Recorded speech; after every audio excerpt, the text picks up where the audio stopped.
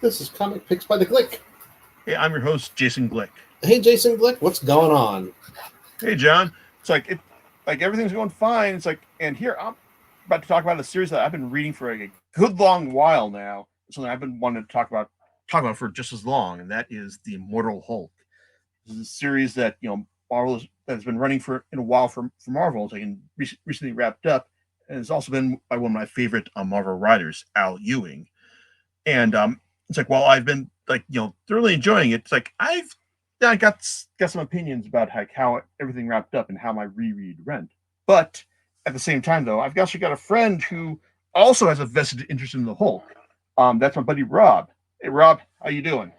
Hey, Jason, I'm doing pretty well. How are you? I'm good. So, I guess talk about our respective histories with the Hulk. I read plenty of comics with the Hulk, but this is probably like the first series I've read featuring the character. It's like that I've actually followed from beginning to end. I mean, lots of writers have tackled him over the years, most notably like guys like Peter David and Bill Mantlo. But this run by Al Ewing is like the first extended run that I've actually followed from from the start, mainly because of like the amount of buzz that it earned, and also because like I love Ewing as he's done like so much great stuff like at Marvel over the years, and it was finally great to see him just get a big hit that basically pushed him onto the A list at the company and in comics in general. But as I understand it, you've got like a more like general love of the Hulk, like right? Yeah, I mean, it's funny because I go all the way back to, to the '70s TV show where as a little kid, I was actually terrified of the Hulk. I used to Mhm. my parents would watch it, and I would hide behind the couch and say, "I don't like the Incredible Hulk." Um, but as I got older, I became kind of fascinated with him. I read some comics. Didn't it was hard for me to kind of get into the comics without there being some kind of a hook. And I started reading some Hulk comics when they did the merged Hulk, and Hmm.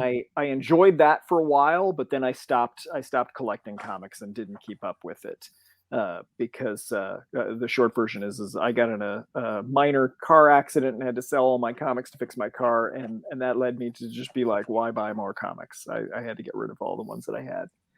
Um, but over time, um, I've seen him in other things in like Avengers comics and other um, I saw the movie with the Ang Lee movie and stuff like that, and I've always liked. There's a concept that I like about the Hulk in that he's this guy, and this really comes out in they kind of mentioned this, I think, because I did read Planet Hulk, which was fantastic. But they kind of mentioned that he's this guy that nobody wants to deal with until there's something really terrible going on, and then they go to him and ask him to help. Um, and I find that kind of fascinating. The dangerous type of guy. I was watching um, this. It's funny for me to go into this. I'm sorry. It was one of the Die Hard movies. It was like the fourth one or the fifth one. I don't remember which one. There's this part in the beginning where uh, John McClane is saying, something like nobody wants to deal with me, but they, because I'm abrasive or whatever, but they always come to me when they need help. And it really reminded me of the Hulk. Okay, the fourth one is where he like throws the car into the helicopter because he ran out of bullets, That's and the fifth one probably it. is the one where he went to Russia, and that's the one no one likes apparently. I don't think I saw that one then. It must have been the fourth one. I think in the beginning, I just remember him having a conversation in a car, and it's like, he's an abrasive, kind of alpha male type that nobody likes, but they come to him when something's wrong. And it It's like reminds me of the Hulk. when we've got a problem that needs punching, and we don't Yeah. have enough people to punch it, we come to the Hulk or John McClane to punch it. Right. Yeah. Yeah. I guess it's that kind of thing. But I enjoy him a little more in ensemble settings because if it's just the Hulk and a bad guy, I don't really care that much. I'm interested in how he interacts with other people. So this series was,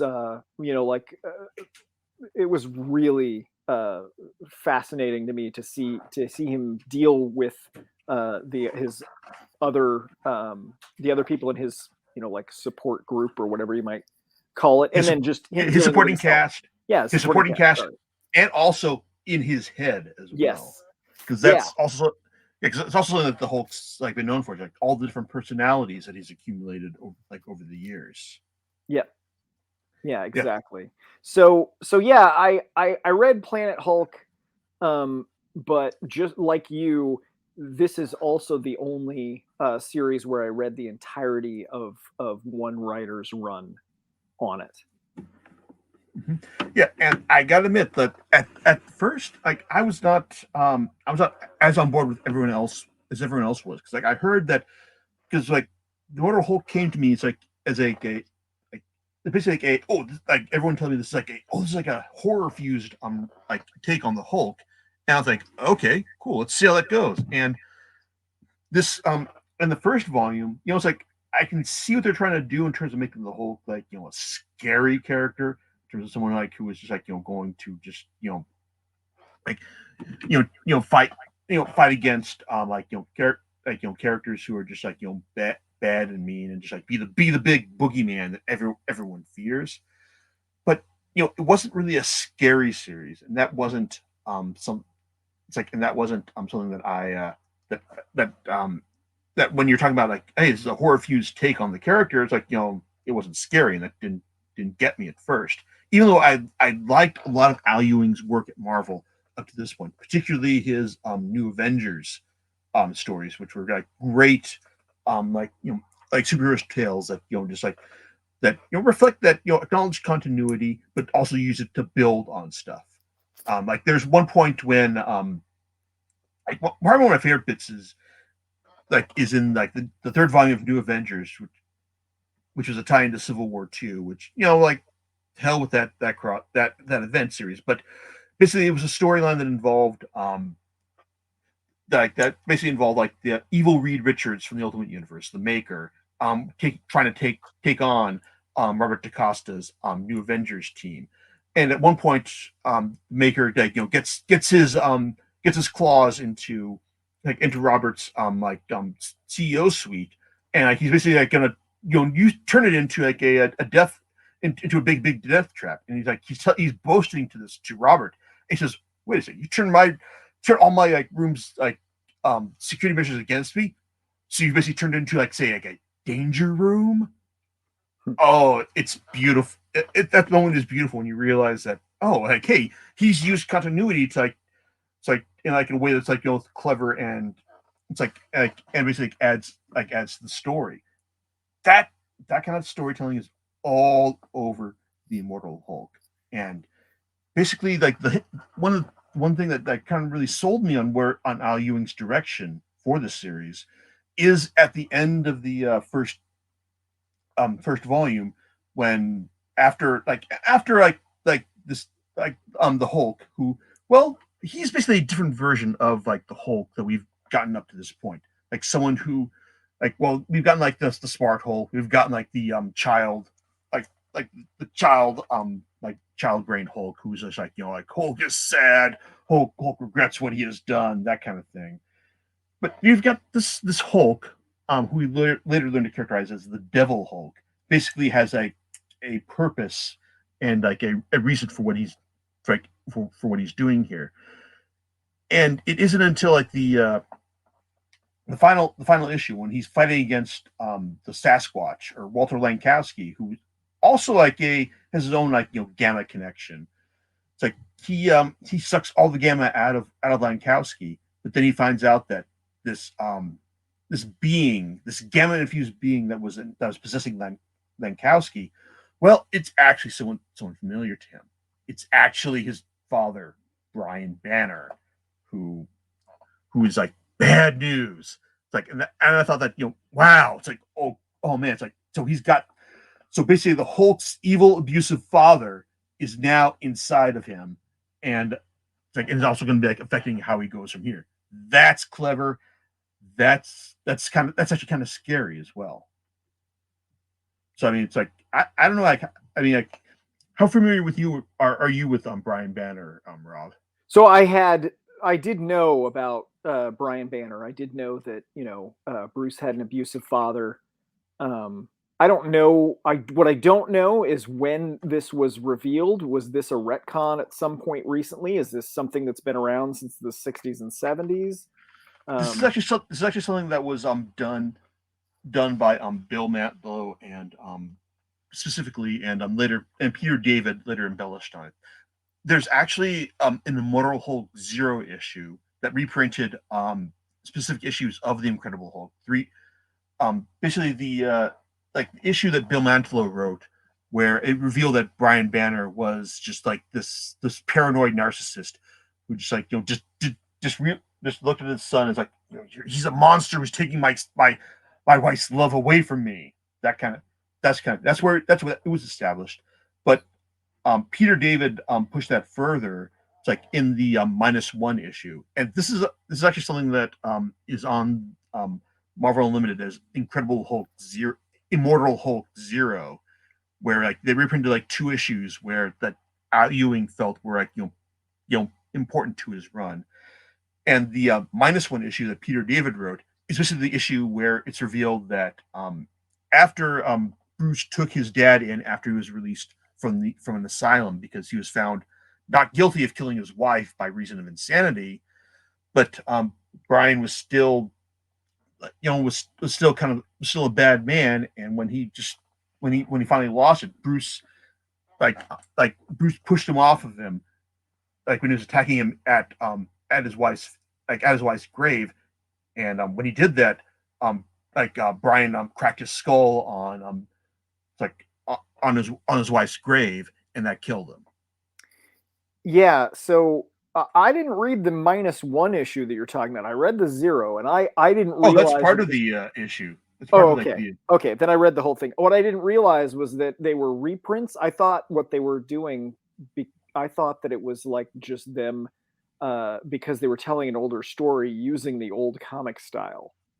Oh no! It's like these were actually reprints because there's Wow. no way Michael, because like the Bill Mantle issue, like 312, was illustrated by Mike Mignola, and there's no way that Mike Mignola is coming back to do corporate comics. Right. Okay, that makes sense. Yeah, but and the Peter David issue was also by. Also, like it was cool to see like that was done by Adam Kubert, who was like honors I really like, but it's also really interesting to see how his style was back in the 90s too. Yeah, but that kind of approach to continuity is like all over the Immortal Hulk, and that continues into like the second issue, the second volume, when this is when the Avengers show up to try and like take out the Hulk, and they fail badly. And if I recall, I think that there's one of your favorite moments in here, because this is when like Hulk, this new Immortal Hulk, faces off against She-Hulk, and he's got some wisdom bombs to lay down on her. Yeah, he does. So this is Jason Aaron's Avengers, which, by the way, I do not like Jason Aaron's Avengers. The only reason I did read it for a while, just because I love She-Hulk. The Dan Slott She-Hulk run is one of my favorite comic runs, even though it's totally gets messed up and then gets canceled. And but I just loved the first until it started getting interrupted by events and everything. It was just so great. And I like She-Hulk a lot. And Jason Aaron, I don't really like what he's done with She-Hulk, because what it basically seems to have done is, it looks to me like he wanted to have an Avengers team with the Hulk on it.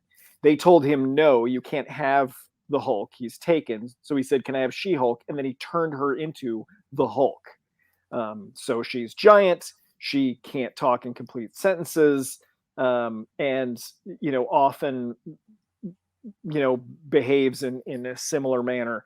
And yeah, there's a part in this where Hulk kind of, and I'd have to pull up the quote, because you don't happen to have it handy, do you? It's like I'd have to like take off my headphones and run over to my shelf to get it. But basically, it's like the Hulk, the Hulk basically Mortal Hulk basically tells her that hey, it's like this is like my Hulk was basically like all the parts I wanted to hide from everyone else, but your Hulk was like the version of the Hulk you wanted to show to everyone else, and like how is that now? Yeah, It's like that was the gist of it, and I felt like it was it made me feel good because it was like in a way he was saying kind of what I was thinking about her is like one of the things I liked about about She-Hulk is that she is so different from Bruce from the Hulk, and then for Jason Aaron to just go and make her just like him was really irritating. yeah, it's like on one hand, it's like I will agree. I will agree with you about like his take on She-Hulk there. I will say that I do kind of like Jason Aaron's Avengers in general, like more for like the it's like the overall direction of his story because he's basically building to an Avengers versus Mephisto storyline that's doing some deep retcons that are actually kind of interesting. I mean, even if like the actual storylines he's doing don't hit don't hit like completely, it's like I'm very much invested in his overall like overall direction he's taking with it. But yeah, you're right. I get the feeling that like this is more of like a like he's dealing with like dealing the hand that was given to him. But at the same time, I appreciate the fact that Marvel is basically saying, okay, like that that they're basically like respecting Al Ewing's like take on the Hulk enough that they're basically saying like, okay, he can continue with his storyline.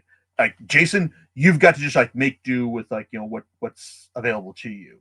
Yep. So yeah, and this is how we get like a storyline where like Hulk basically goes to hell, and well, it's like this is kind of like it kind of hits on like the bigger like directions for his like for Ewing's arc because we find out that there's this creature like underneath all of creation that basically like wants to use the Hulk for his own for his own purposes, and he's also like wearing Brian Banner's skin in order to do this. And it's like when you're like doing stuff like this, it's like, oh, okay, that's kind of crazy, but it also kind of makes sense. It's like as far as like what's been you know like it's like in terms of like hey, like if you're trying to like deliver your own storyline, Hulk storyline, like then you're trying to tie in a whole lot of stuff together because one of the things like basically the whole reason that like this is called the Immortal Hulk is because like we found out the Hulk can't die. That whenever Bruce Banner dies, he always sees a green door and he can just go through it, like in order to come back to life. But it turns out that this is all because like there's this thing like the one below all that is basically manipulating things. It's like in order to like, but why is he manipulating things? Because well, it's like he's got like an ultimate direction, and it involves just being like the great destroyer. It's like and on one hand, like that's some great galaxy brain thinking in terms of like tying together like all this like whole continuity that's come before. When Ewing starts like getting into like biblical thinking, that's when like he starts kind of losing me when it's like okay, so how you're bringing religious talk into this like to make like to make your thesis statement on the Hulk work and okay, that's cool, but it's also kind of crazy and kind of a big reach. I mean, like how did that work for you, Rob? I mean, So I liked how he created a kind of a new piece of Hulk mythology that ties every single gamma powered being together. mm-hmm. Part of it is that they all get a green door. Yes. So and there are moments where I don't know how much you want to get into it, but there are moments where they find that they can use different green doors. I liked that. As far as the religious aspects, are you talking about the final comic? What happens there? Or are you talking about just all the times that he quotes? I mean, there are different quotes. You know, quote.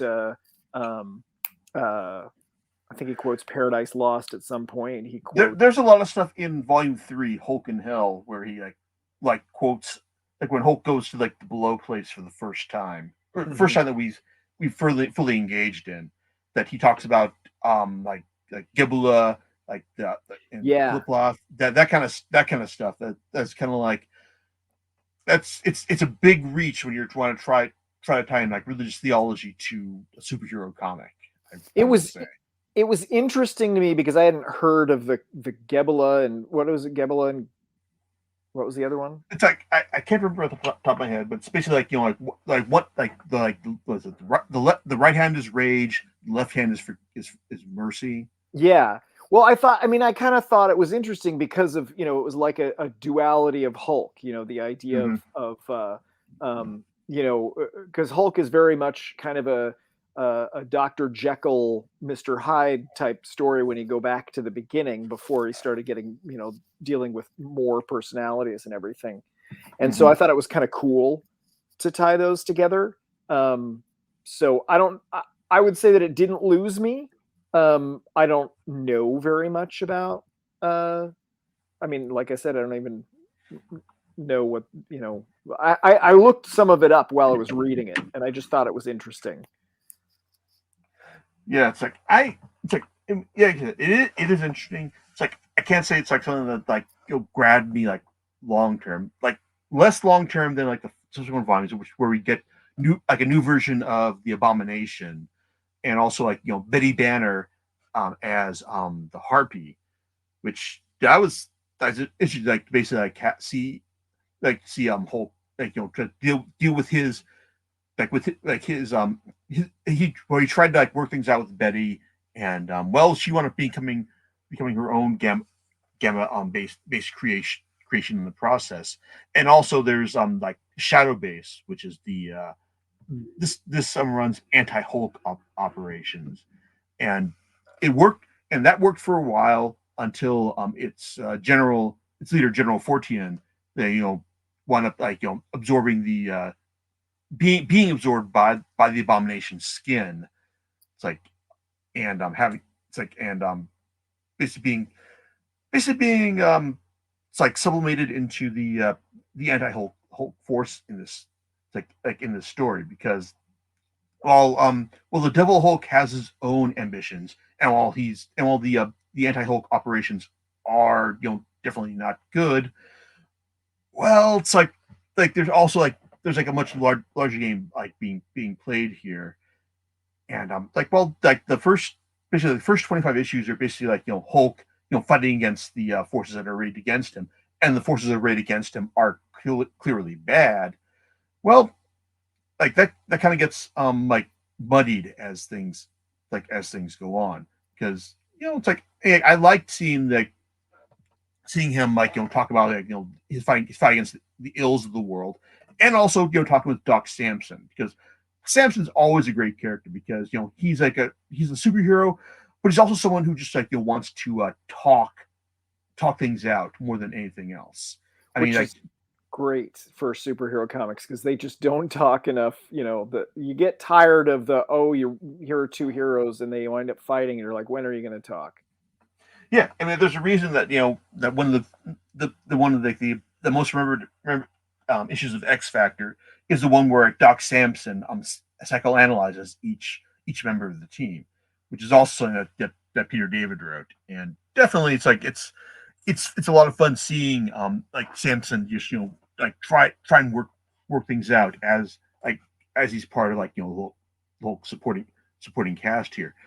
But basically, like these first 25 issues are like great, are great superhero fun, and like they definitely give us like a great new perspective on the Hulk, while also like like showcasing familiar characters in new lights. And I would be remiss to not bring up the fact that that Joe Fixit gets a brand new like spotlight here, because he was best remembered as like the as it's like as a persona of the Gray Hulk, who who was basically a mob like a mobster tough guy. It's like in Vegas during Peter David's run, and he and unless I'm missing something, like this is like probably the first time that we've seen Joe Fixit. It's like again since like in an extended form since that time, and he's a lot of fun to see here because he's kind of like a Hulk persona who is like more of like a means justifies the ends kind of character here. Like he's one who can look at the situation that's going on and like find like a clever solution to it. Like when he realizes that, hey, you know what? It's like I don't see the like I need a computer password in order to make things work here. But hey, you know, like I see someone's got like a like a notepad here. So I'm just gonna like scribble over it, and here's the password. Like that kind of thinking here. So it's a lot of fun to see, like when it's realized that hey, like Bruce isn't here, like Devil Hulk isn't here, regular Hulk isn't here, but Joe is in his head. So I mean, what did you think about that, Rob? Yeah, well, I thought it was interesting also because you haven't mentioned that when Joe is showing up, he's in Bruce's body, not in the Hulk's body. Yes. So it's interesting because he doesn't have his strength to rely on. He only has his his wits, his cunning, and he's he's an important character. It turns out that like him being in Bruce's body, that's not a bug. That's a feature. Yes, yeah. The way that everything gets tied up in the end is really really great. One thing I wanted to mention, and because you're talking about the first 25 issues and everything, and the Devil Hulk, I had heard of the Devil Hulk before, and I don't think he's ever actually come out. You've only seen him in Bruce's mind, I believe, and he was usually chained up. And there was some specific panel that I had seen with him where he's like, just let me out and I'll take care of you. And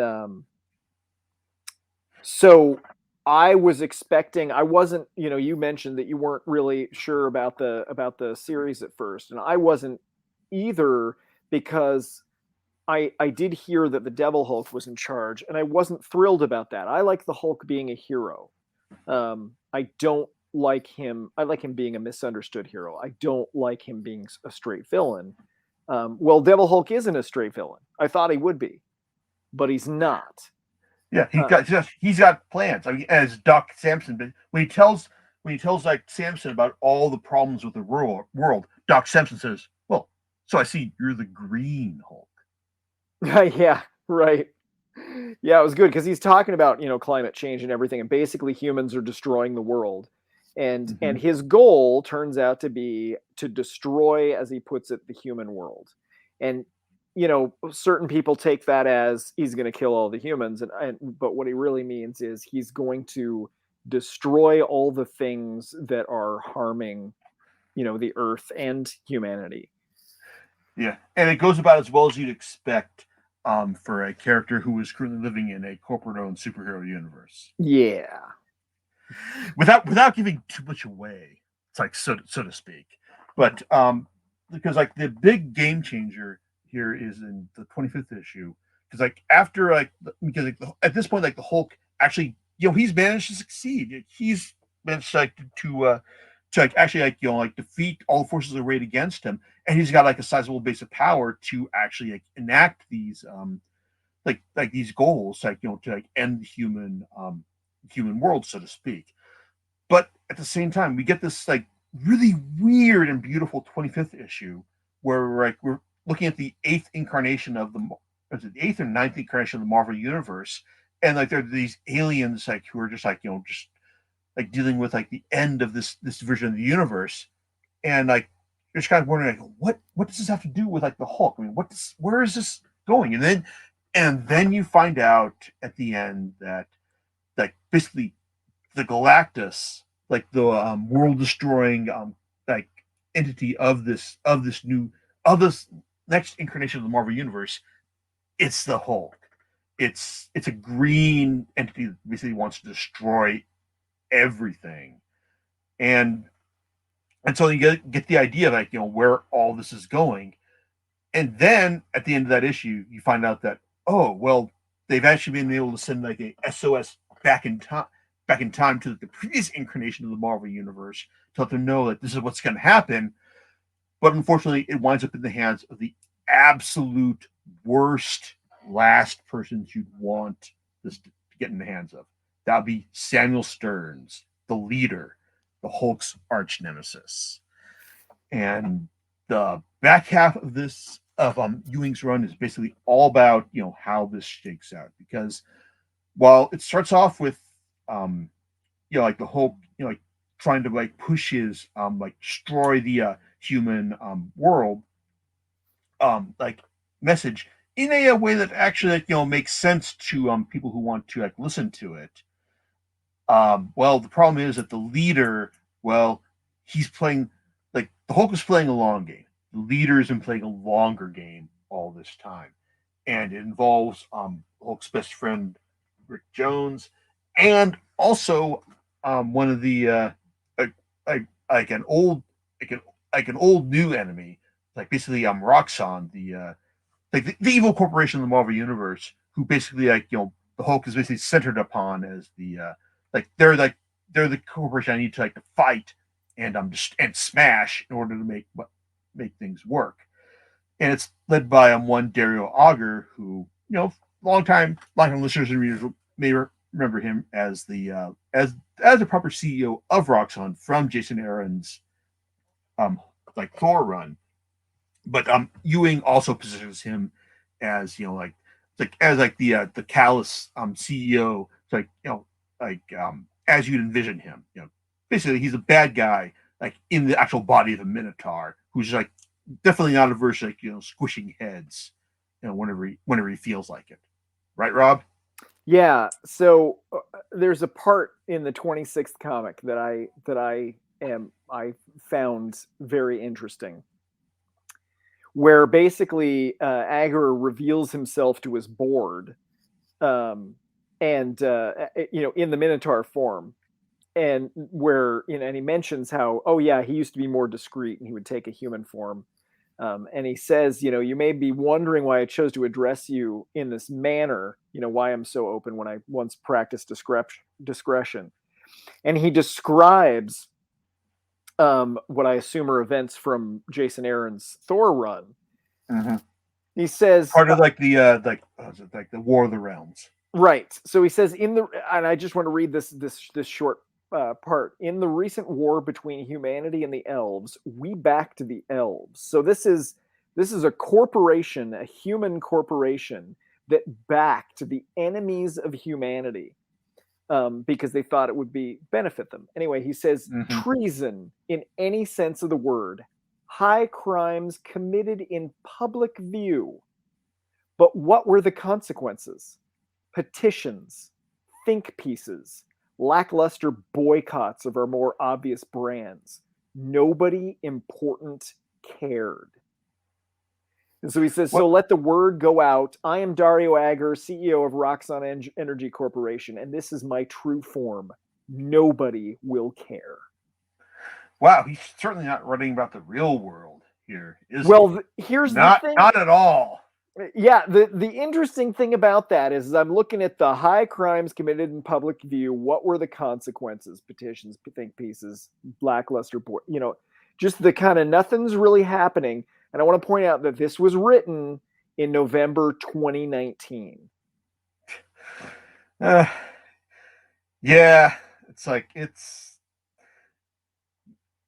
it doesn't take. I mean, it's like I'd like to say that it doesn't take much effort to see the future, but man, it's depressing how true that turned out to be. Yeah.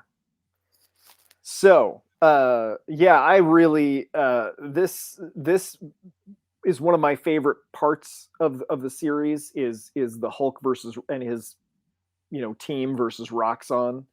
I really enjoyed that.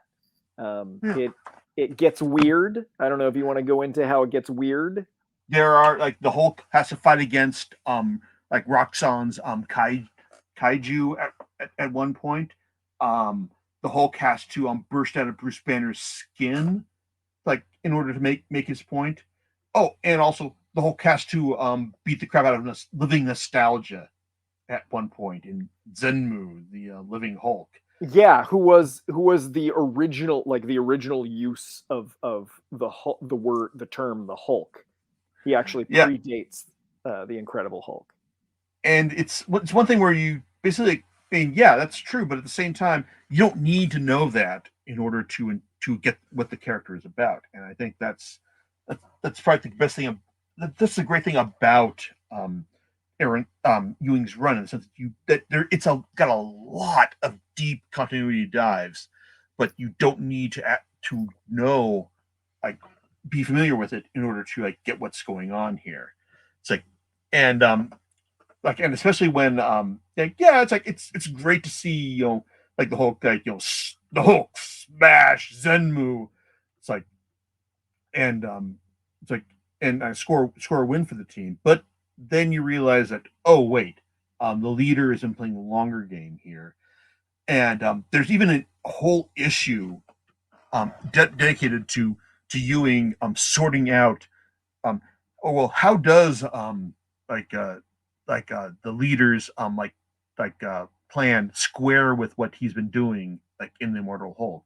And I gotta admit, it's like, it's a lot of exposition and a lot of pipeline, but I definitely respected that, and it was a lot. And it was really interesting to see see him pull it off there, even if it does lead to like an issue where like the Hulk just basically realizes that, oh no, it's like everyone's, it's like like the Hulk has basically won everyone's like support this time, but it's also basically just like the calm before the storm, where the leader like pulls off his big game plan. Yeah.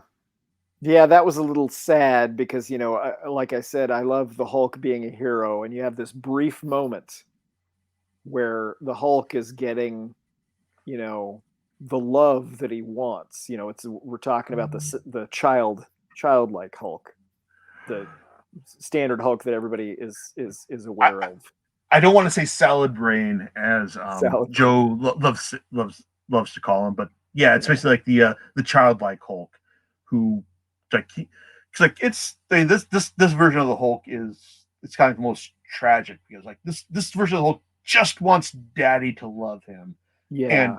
And he also, and it's the version of the Hulk basically like that the Devil Hulk really wants to protect. And at one point when when the child Hulk basically says, "No, oh, just want daddy to love him," and like Devil Hulk's like, "Oh no, guy, no," and then that's basically when like the Devil Hulk, is quote unquote written out of this series, which I was surprised at, because it's been centered around the Devil Hulk the entire time. I never imagined that would happen. I mean, they effectively killed the main character of the series. Yeah, I think I know why that was done, and it's because I think because like I think Ewing realized that like he was only going to have control over this character so long as he was writing him.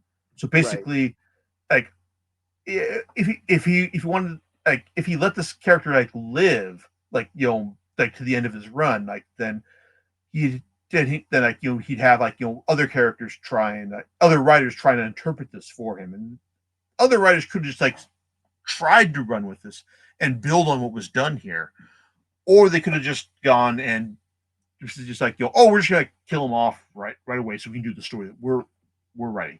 Basically, writing him out of the series at this point basically is the only way that like Ewing could ensure that his take on this version of the character actually survived. It's like being like people could definitely bring him back at some point, but they would need to have like some like a good plan in order to do so, because otherwise we just call them out for it.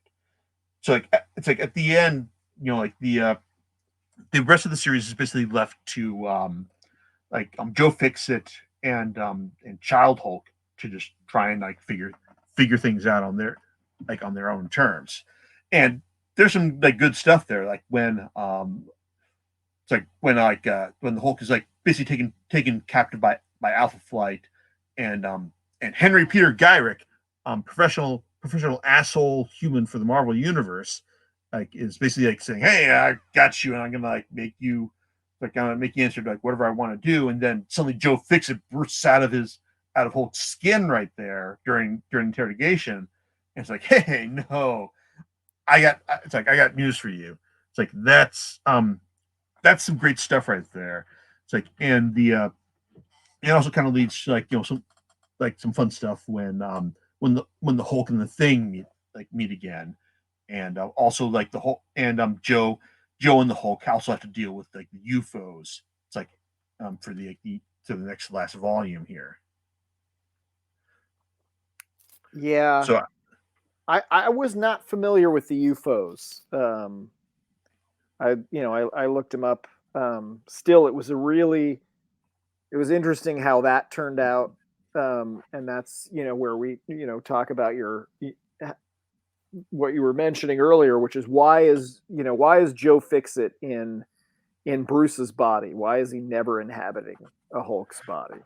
yeah, because it turns out he's the backup plan. Yep. Yeah, because I guess that brings us to like the final volume of Hell and Death, which basically it's all the it's like the falling action, or well, not really, because like the final issue is the falling action, but it's basically like the issues like initially deal with like the whole like with Joe Fixit, in a proper Hulk body, like dealing with the UFOs, and then the rematch against the Avengers, but not just like against the Avengers, but also with Gamma Flight, and the Hulk versus the Avengers, and then also like the Hulk trying to like Joe dealing with trying to sort things out with Betty, and well that kind of goes in a weird way, because at first like Betty is kind of like she's glad to see someone who can accept her in her harpy form, but then she finds out that Joe, well, he kind of left Bruce in hell in order to get out, and that's that's kind of like a bad thing with her. And then but it also kind of gives the impetus for Joe to hey, we're gonna go down to the below place, and and get Bruce back, and give Samuel Stearns, the leader, what for, because well, it's like the leader, like his plan to usurp like the whole gamma power and become this world destroying being from the next incarnation of the Marvel universe. Well, it kind of hasn't quite gone the way that he's expected, because it turns out that like the one below all has a great, it's like has a all consuming hatred that he just can't quite match. So, and I don't know if you have anything you want to say before we get into the it's like the final issues, because like the penultimate issue is basically a lot of like spot art with text, as it's like as Ewing tries to parallels the Fantastic Four story with the Hulks, and then there's the final issue, which is it's kind of like a big old retcon into a blood feud. But what do you? Yeah. I mean, I can talk about some some thoughts that I had up to that point. Okay. Something that I liked was, I've been unhappy with some previous stories where, like I enjoyed Planet Hulk. Planet Hulk was great, and then I read World War Hulk, and there's a point at which, when it ended,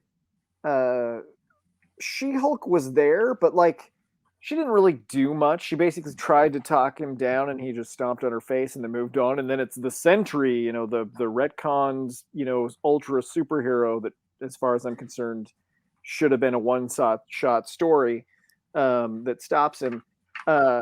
It's important to me for some reason that the Hulk and She-Hulk have a significant relationship in big events, because they are family, and they don't have any other living family. And Yeah. so I was happy that she played, somewhat of a significant part in the lead up to the end. During that fight between the Avengers and Hulk and Gamma Flight, and she is basically forced into making a choice between whether she belongs with the Hulk or belongs with the Avengers. Betty kind of manipulates her a little because Betty could have stepped in at a certain moment, but she just looks at Jen, and Jen does decide to take Bruce's side. Well, it wasn't Bruce at that point; it was Joe, but she took her family's side. And I was happy to see that.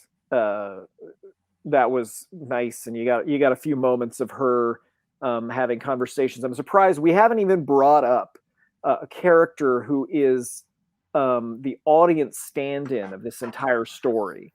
Are we talking about Jackie McGee? I'm talking about Jackie McGee. Yeah. Jackie McGee is a reporter. She is in the story from the beginning to the end. Although there are moments that she's not around. And she, when she was a child, the Hulk in one of his rampages destroyed her childhood home and scared both her and her father. Her father eventually died, and she kind of blames the Hulk for that. And so in the beginning, she's telling stories about him, and she's chasing after him because she's, angry. Yeah, she's a reporter for the Arizona Herald. Right. And she has this kind of a vendetta against him because of that. But as she goes on, she learns about, she knows him, she grows to understand him.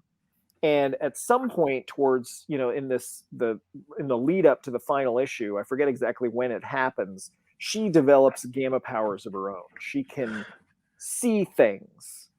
Like a gamma vision. She has like a gamma vision, and she can see, there's one part of the Hulk's power set, at least the childlike Hulk, he can see ghosts. And she also gains that power, and basically she sees these, she can see gamma entities, she can see people who are inside each other, if there's some kind of weird thing going on where you would think, oh hey, it's the Abomination, but Rick Jones is in that Abomination. That's not what happens in this comic, but she would be able to detect that. But anyway, I just felt it was important to mention her. And so there's a scene where she has a conversation with She-Hulk, and I'm a sucker for just conversations in superhero stories. So I liked having that. And I liked Jen using her connections with the Fantastic Four, because she had been in the Fantastic Four off and on in order to try to get help. Continuity used for a positive purpose. Yes. Yeah, so she gets help, and I don't remember. So this is that penultimate issue where they talk about comparing the Fantastic Four to the Hulk, and the Fantastic Four had this positive family relationship. They went into space to on a rocket ship, for the betterment of mankind and everything. The rocket ship was not a bomb. This is a thing that keeps going through the comic. He keeps mentioning the rocket ship was not a bomb. For the Hulk, it was a bomb. He just killed his father. They kind of go through the dysfunction of the Hulk's history and how they're kind of opposites. And so it was really, that was a cool issue. Indeed. And one thing I want to bring up with Jackie McGee, and this is something that probably isn't brought up as much as it should have been, is that, like, in her big confrontation with the Hulk, like with the Immortal Hulk specifically, it's like she basically tells him, like, how do I get to be you? It's like, you destroy, it's like all sorts of stuff over the years, and yet people bend over backwards in order to welcome you back into the fold. How do I get to that right here? Because it's basically like a big old it's Ewing basically flagging up like a big old bit of white privilege there, but it's Yeah. also not like something that's not hugely followed up on after that because it's like you could, but at the same time, it's like you can't really do that because it just kind of it would break the series for lack of a better term. Right, and she, it's also that she kind of wants some level of power because she feels helpless. The Hulk has made her, whenever he's around, makes her feel helpless. Mm-hmm. Yeah, I mean, and she gets that with the it's like with her gamma vision. In fact, it's like it actually, I guess you could say that actually plays like a key role in the final issue, which is a big like I mean it's a this final issue is like a big ass issue. It's like it was a $10 issue because like on one hand Marvel knew they could like get away with like charging like $10 for like the 50th issue of the Immortal Hulk. At the same time, though, it's like basically like the climactic, like issue of this legend of this big run that basically like, gotten so much press and buzz and sales over the years. And also, it's basically like the Hulk. It basically has some big stuff. It's basically like the Hulk yelling at God, and it's basically Ewing reframing like the whole Banner and Stern's relationship as a blood feud. Yeah. I kind of don't want to talk about this too much because I think that it's I don't want to talk about the specifics too much. I think it's worth reading. Yes. For anyone who's interested in what we're talking about right here. But I guess I'm talking like as far as a capstone on the run as a whole. It's like I mean it's definitely interesting and like it's like I said it uses continuity in a good way. And there's like all sorts of weird stuff that pops up like over the course of it. And the big double page gatefold is a beautiful thing. Even if I got the collector's edition misprint version of it in my print edition. Oh no. But yeah, that's the thing. Like basically, like the big double page gatefold was misprinted in the first edition of this final of the Immortal Hulk Volume 10. So what was the misprint? What does it mean that it was misprinted? Basically, it's like the big double page gatefold comes towards the very end where it shouldn't have been, instead of to the point where the Hulk, it looks like the Hulk's about to start yelling at God.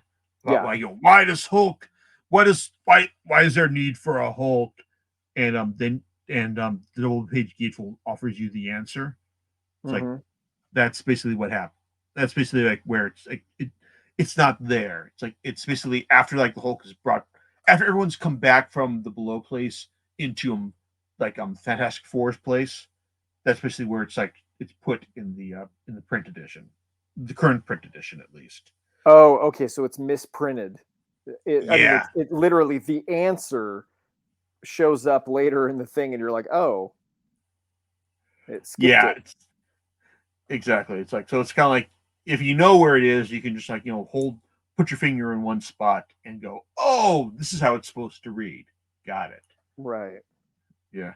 So basically, once the Hulk, when God basically says you are my child, that's basically when you should have been reading the double page gatefold spread.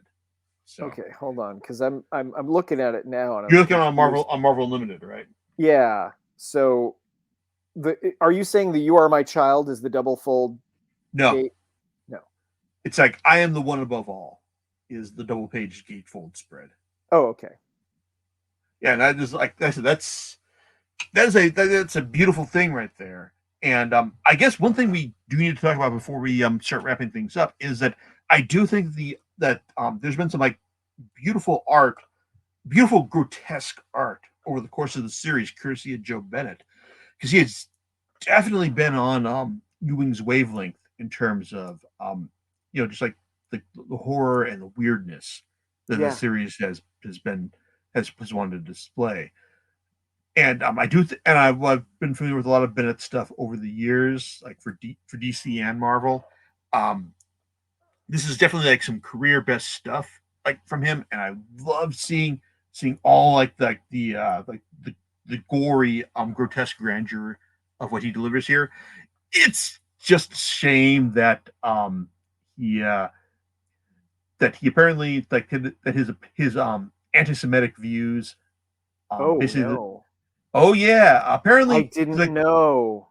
yeah, it's like because apparently he apparently decided like, hey, like maybe I can like slip some stuff in here, and then everyone realized that, oh shit, man, it's like, so when, because apparently like at one point when like I think it's in the next last volume where Joe goes into like a pawn shop, and it's like, you if you read this in the digital and the physical editions, like it's like, it looks like a blank window pane, but in the print edition it was jewelry rather than a jewelry pawn shop.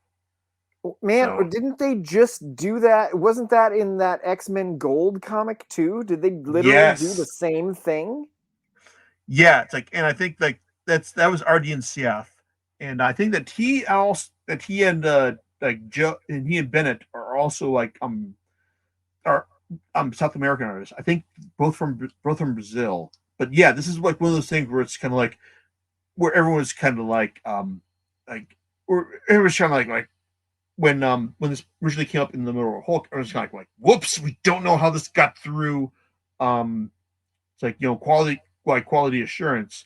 But after the final issue, like a little before the final issue came out, I imagine once everything was like set in stone in terms of like the like going to press, Ewing basically came out and said, I'm not going to work with Bennett again, because Wow. he's also like, like some of his old like political cartoons have come up as well, and they're just as bad as you'd expect from here. That's terrible because I mean, because really the art is amazing in this comic. Yeah, It is. I have never seen a comic like this before. I mean, the the we talk about it's a horror comic. It's some of the art is disturbing in a very especially interesting way. especially the abomination stuff. That Yeah, was like, oh man, I'm gonna have nightmares about this. the abomination stuff. Most of the times, when the Hulk transforms either into a human or back into the Hulk, it is not like the standard. Oh, he just grows bigger. He gets bigger muscles. He like splits out of himself or distorts in these really imaginative ways.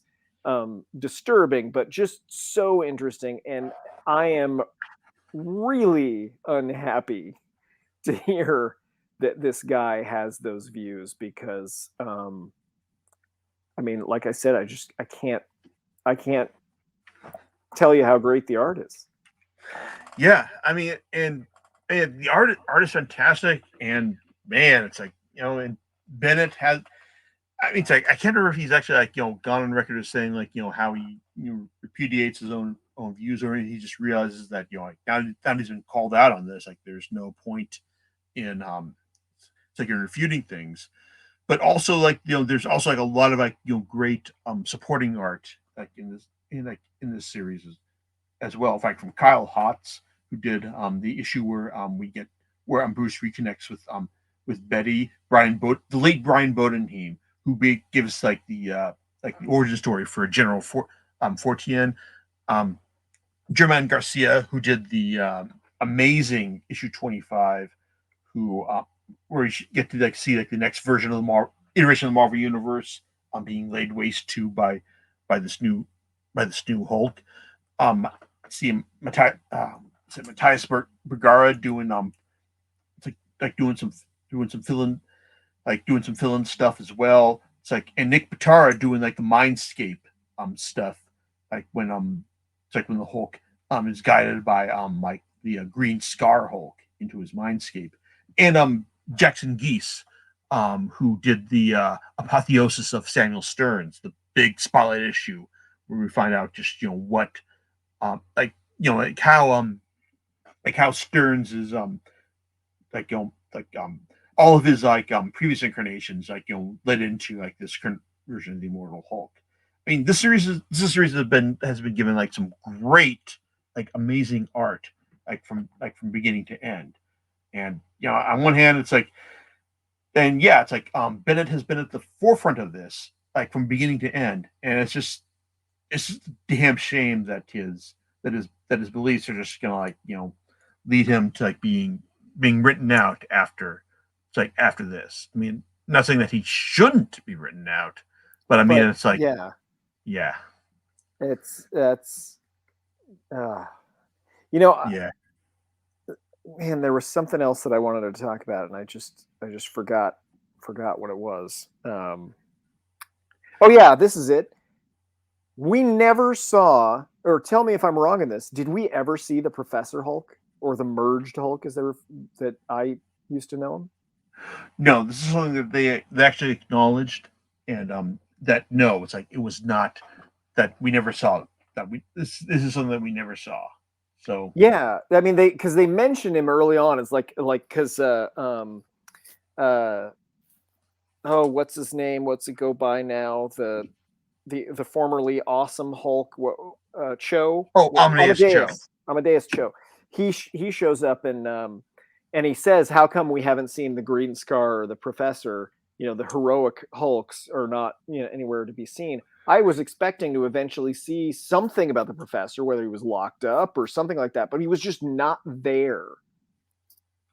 I'm gonna put that down to Ewing, just basically like not wanting to write about that. I mean, it's like Maybe. it wouldn't be the first time like a writer just has basically ignored part of continuity to it's like to like further their own like interpretation of a character, and I think that he's got more room here with with the Hulk in terms of just how his personalities have shown up over the years.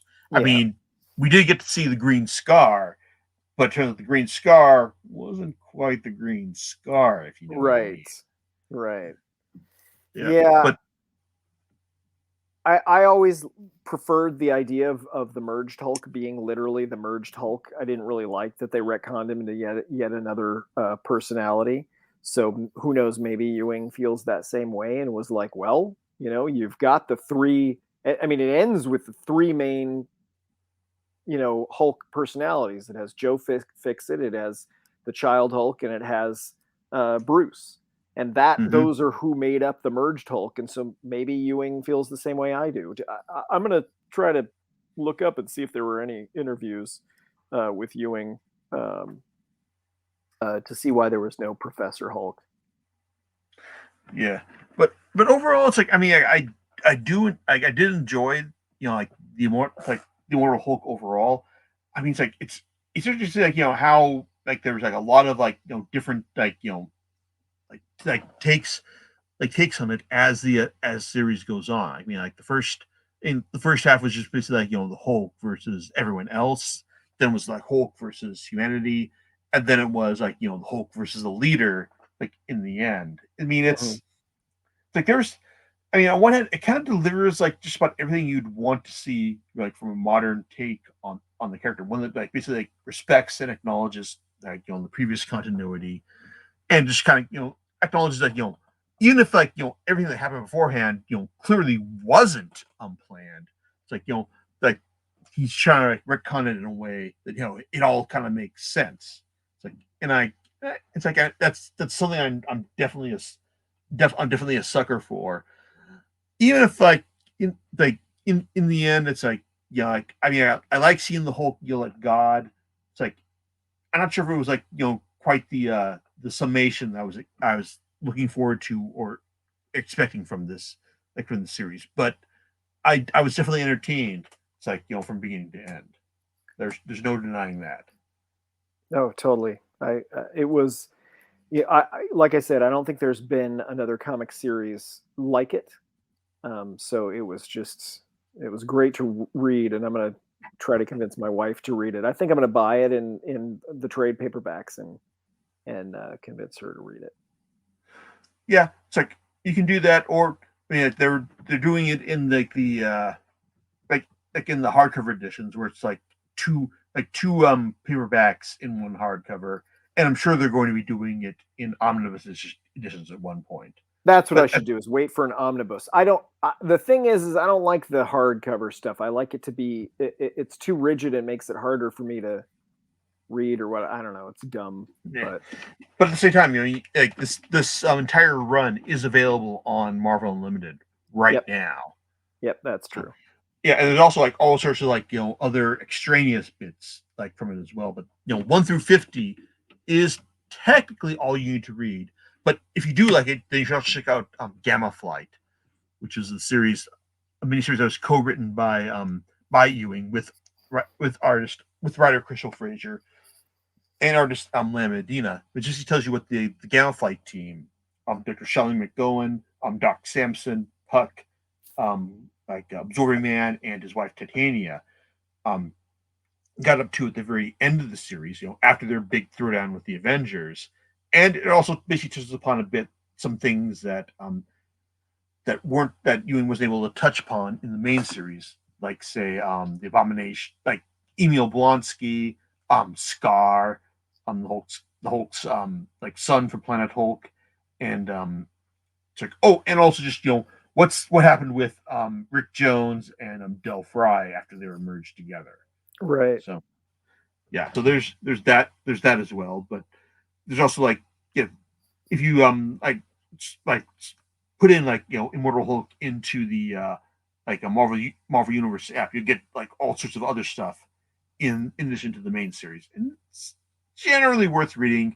But at the same time, like it's like the whole it of course it's great for like the low price of free. So yeah, there's some little one-offs like. There's a Spider-Man crossover. There's a Fantastic Four crossover. There's the Immortal She-Hulk comic. So did you read that? I did, and I've already forgotten what it was about. It's not important to the storyline. Yeah, it's the 3 deaths of Jennifer Walters. Yeah. Oh yeah. Okay. Yeah, I remember that now.